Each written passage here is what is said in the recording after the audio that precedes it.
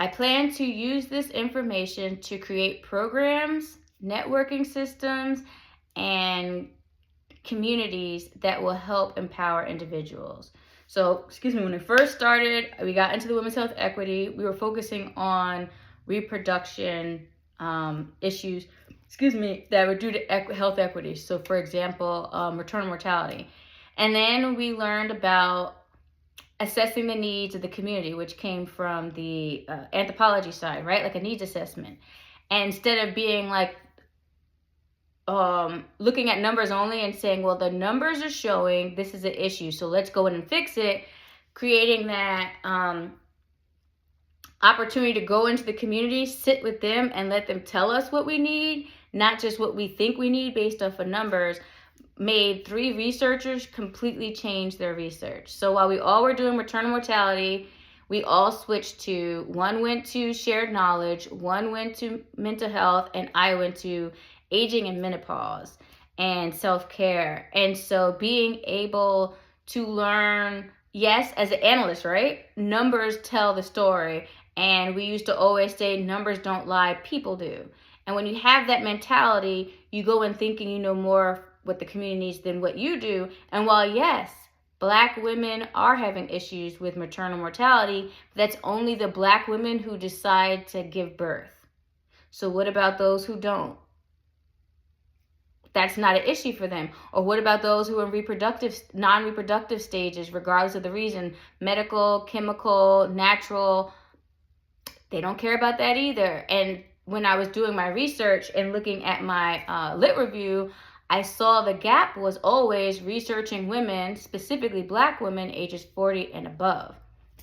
And so being able to bring that all in and then using numbers, qualitative and quantitative research, and blending them together to tell a holistic picture is where I plan on applying this. So I created a program called Menopause My Way, where I go in and it's going to be biblical based, where I use scriptures where it talks about the Sabbath, where it's important to rest your body.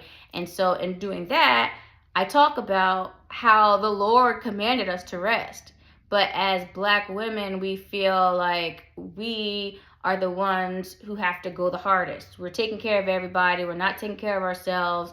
We honor the hustle, grind, sleep when I die type mentality and the superwoman. Now, whether that was indoctrinated into us or observed so they think that's what our role is, or we see the ones who get the man or get the glory or get the achievements, that's how they did it. We can easily go into that, and there's harm in those. And so being able to teach them that there is productivity in the rest is important, because the lifespan, right? So 20-year-old Nigel, who never sat her butt down, who was always moving fast, who was always doing things, who always had to prove herself, who always had to be the fastest, strongest, smartest, who always had to be able to maneuver and think 10 steps ahead.